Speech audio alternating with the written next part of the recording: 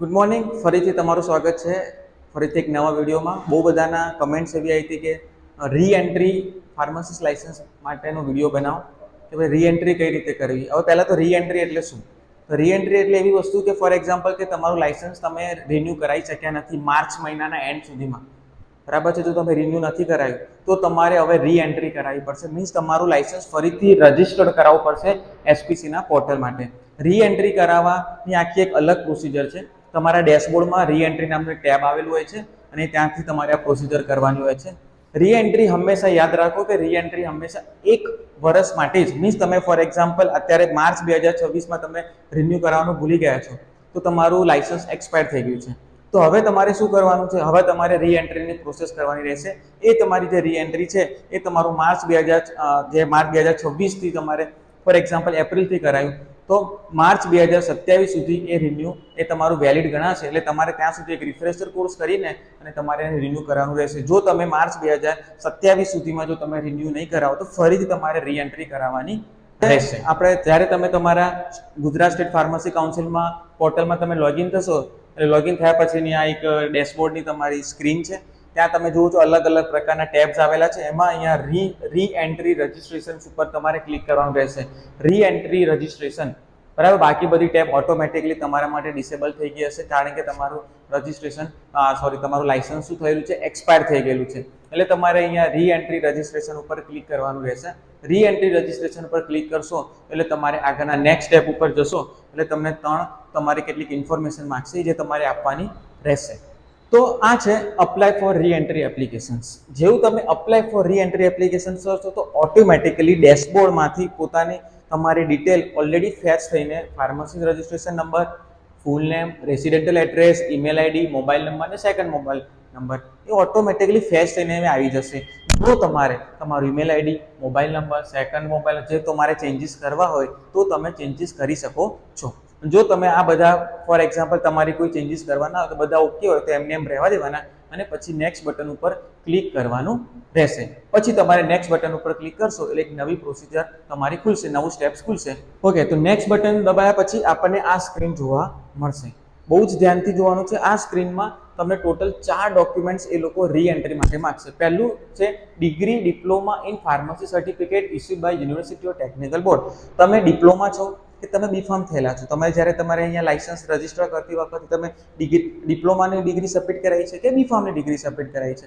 જો તમે ડિપ્લોમા કે બીફાર્મની ડિગ્રી સબમિટ કરાવી હોય તો એની પીડીએફ કોપી તમારે અહીંયા સબમિટ કરવાની છે, બરાબર છે. એ પીડીએફ કોપી તમારે અહીંયા અપલોડ કરવાની છે. Proof of employment or business of the candidate. For example તમે અહીંયા તમારે રી એન્ટ્રી થયા પછી રી એન્ટ્રી કરવા માટે તમે અત્યારે શું જોબ કરી રહ્યા છો? તમે ફેકલ્ટી તરીકે જોબ કરી રહ્યા છો, તમારો મેડિકલ સ્ટોર છે કે તમે કોઈ કંપનીમાં છો, ઓકે. તો તમારે એનું પ્રૂફ, આઈડી કાર્ડ કે વોટ એવર કોઈ બી વસ્તુ, તમારો પોતાનો બિઝનેસ છે તો તમારે એનું પ્રૂફ ભેગું કરવાનું રહેશે. આમાં એક ક્વેરી એવી છે કે કેટલાક લોકોને એવું પૂછે કે સર એક્ઝેક્ટલી મારું અત્યારે લાઇસન્સ મારે રી એન્ટ્રી કરાવી છે પણ એમને કોઈ જ એકચ્યુઅલી કોઈ એમ્પ્લોયમેન્ટ નથી, મીન્સ એમને કોઈ બિઝનેસ નથી કરતા, કોઈ જોબ નથી કરતા, તો બી એમને લાઇસન્સ રિન્યૂ કરાવવું છે અને રી એન્ટ્રી કરાવી છે, બરાબર છે. એમનું લાઇસન્સ ચાલુ રાખવું છે, રજિસ્ટર્ડ ફાર્મસી તરીકે એમને રહેવું છે. તો એ તો કંઈ જ કરતા નથી, ઘરે બેઠા છે, મીન્સ ઘરે જ રહે છે અને કોઈ એવી જોબ પ્રકારની નથી એમની. તો આ જગ્યાએ શું અપલોડ કરવું? તો આ જગ્યાએ યાદ રાખો, તમારે આ જગ્યાએ એક એપ્લિકેશન લખવાની રહેશે.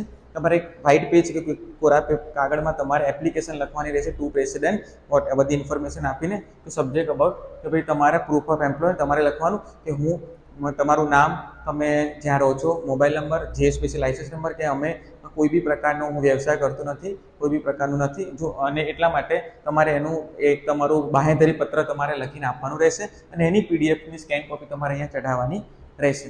જો તમે ફ્યુચરમાં કોઈ કામ કરશો અથવા હું ફ્યુચરમાં કોઈ બી પ્રકારની પ્રવૃત્તિ કરીશ, લાઈક એમ્પ્લોયમેન્ટમાં હું જઈશ અથવા મારો કોઈ બિઝનેસ સ્ટાર્ટ કરીશ તો હું અહીંયા નોંધણી કરાવીશ, બરાબર છે. તમારે અહીંયા પ્રૂફ આપી દેવાનું છે, બરાબર છે. એ વસ્તુ તમારે ધ્યાન રાખવાની છે.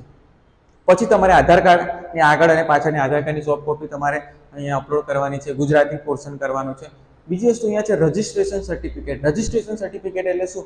રજિસ્ટ્રેશન સર્ટિફિકેટ એટલે રજિસ્ટર્ડ ફાર્મસી લાઇસન્સ, જે તમારા ફોટો, તમારો બર્થ ડેટ અને લાઇસન્સનો નંબરવાળું જે સર્ટિફિકેટ છે એની પીડીએફ કોપી તમારે અહીંયા ચઢાવવાની રહેશે, બરાબર છે. તો આ 4 ડોક્યુમેન્ટ્સ છે, ફરીથી યાદ રાખો. તમારું બીફાર્મની ડિપ્લોમાની ડિગ્રી, તમારું પ્રૂફ ઓફ એમ્પ્લોયમેન્ટ અથવા business of the candidate, Aadhaar card અને રજિસ્ટ્રેશન સર્ટિફિકેટ એટલે એસપીસીનું લાયસન્સ તમારે અહીંયા અપલોડ કરવાનું રહેશે. બરાબર છે. પછી તમે ટોટલ તમારે પીડીએફ અપલોડ કરી દીધી પછી તમારે મેક પેમેન્ટનું તમારે ઓપ્શન આવશે. મેક પેમેન્ટનો ઓપ્શન આવશે એટલે તમે યાદ રાખો કે ટોટલ 1200 રૂપિયાનું પેમેન્ટ આવશે. યાદ રાખો 1200 રૂપિયાનું પેમેન્ટ આવશે. એટલે રી એન્ટ્રી બહુ જ મોંઘી છે. એટલે આપણે યાદ રાખવાનું કે આપણે કોઈ બી રીતે યાદ કરવાનું કે રી એન્ટ્રી મીન્સ લાયસન્સ એક્સપાયર થવું જોઈએ નહીં. કારણ કે લાયસન્સ રિન્યુ કરાવવાના 600 રૂપિયા 5 વર્ષના છે, પણ તમે 1 વર્ષ માટે એક્સપાયર થયા પછી રી એન્ટ્રી કરાવશો તો તમારે 1200 રૂપિયા ભરવાના છે. તો આ વસ્તુ યાદ રાખો કે મેક પેમેન્ટ કરશો એટલે 1200 રૂપિયાની તમે પેમેન્ટ કરશો, તમારી રિસિપ્ટ અહીંયા જનરેટ થઈ જશે. 2 થી 3 દિવસમાં ત્યાંથી અપ્રૂવ થશે એટલે પછી તમારી રી એન્ટ્રી થઈ જશે અને તમારું લાયસન્સ આપણે જો માર્ચ 2026માં પછી તમે કરાવશો તો 31 ડિસેમ્બર 2026 સુધી તમારું લાયસન્સ રહેશે, વેલિડિટી ગણાશે. પછી એક્સપાયર થશે અને 31 માર્ચ સુધી તમારે રિન્યુ કરાવવાનું રહેશે.